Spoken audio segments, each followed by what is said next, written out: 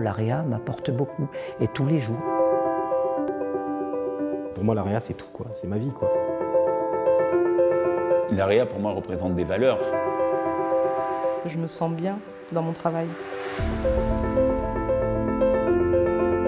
La naissance de l'AREA, c'est la résultante d'une rencontre entre deux personnes. L'une qui cherchait un terrain pour s'implanter, une personne d'origine parisienne, et monsieur Boussely, le maire de Bellac, qui a saisi l'opportunité puisque lui aussi il était affecté par la cause de l'handicap.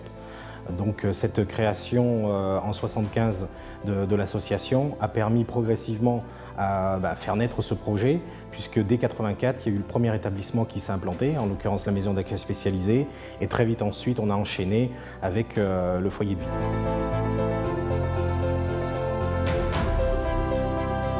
Je suis arrivé le 1er septembre 1984, donc à l'ouverture. Les résidents sont arrivés dans la matinée.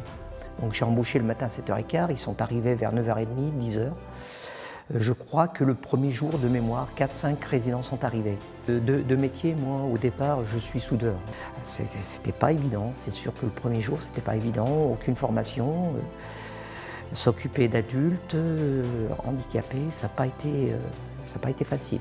Concernant le personnel pour l'établissement, il y a eu toujours cette volonté de l'établissement et surtout de l'association de former son personnel. Donc ça a été des formations en continu, variées et de plus en plus importantes, puisque actuellement un investissement important est fait auprès du personnel pour adapter le personnel aux nouvelles méthodes d'accompagnement, mais aussi aux nouveaux publics que nous accueillons. Donc l'AREA a évolué de la façon suivante. 1984, création de la première maison, qui était une maison d'accueil spécialisée. Puis 86, première évolution, qui était la création des foyers. 3 foyers de vie, toujours pour personnes handicapées. Et en 1996, la création des appartements. D'abord dans ces locaux où nous sommes ici, et puis ensuite des appartements en ville de Bellac. Alors la ligne directrice, c'était de permettre au public que nous accueillons à l'AREA, c'est-à-dire personnes porteuses de handicap mental, déficience mentale, mais qui, de par leur capacité, étaient en mesure de vivre des expériences qu'on pouvait imaginer extérieures à l'AREA. C'est la politique de l'établissement depuis le début, l'ouverture vers l'extérieur. Faire confiance et mettre à l'extérieur des personnes qui, dans l'esprit collectif de tout le monde, dont on pourrait imaginer que ça soit plutôt vers l'enfermement, je trouve que c'est déjà une prise de risque. Et notre métier en lui-même, c'est toujours une prise de risque. Il y a une prise de risque. C'est une prise de risque qui est prise avec les familles, mais il y a une prise de risque.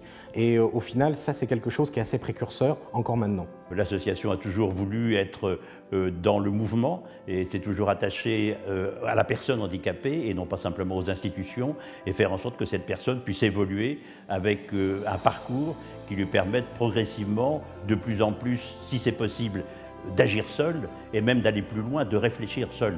Alors de tous les développements que nous avons évoqués, il y a 2 développements très importants qui voient le jour en cette année 2017. D'abord l'extension de la masse, de façon à favoriser de plus en plus l'intimité et pouvoir mettre en évidence les compétences et les savoir-faire du personnel et les compétences des personnes handicapées.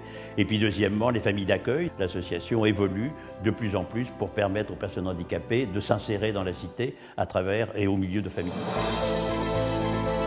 Moi, ce qui me plaît, c'est cette chaleur humaine que dégagent les résidents. Quand on s'occupe d'eux, il y a toujours un retour. Et il y a toujours, on le sent dans leurs yeux, où ils s'expriment. Il y a le merci, parce qu'on s'est occupé d'eux. C'est très chaleureux, c'est très... voilà. Déjà, c'est une association, et c'est complètement différent d'un milieu hospitalier où les valeurs ne sont pas du tout les mêmes, et il n'y a pas une notion de rendement, de chiffres, en fait. Les valeurs de l'AREA, pour moi, aujourd'hui, c'est vraiment une notion de bienveillance, de respect de la personne, de bientraitance. L'AREA en tant qu'institution est importante bien sûr, mais ce qui est important ce sont les personnes qui y travaillent, le personnel et les personnes qui y vivent, les personnes handicapées. Notre souhait, et mon souhait, c'est que l'AREA poursuive cette dynamique qui a commencé il y a déjà 30 ans.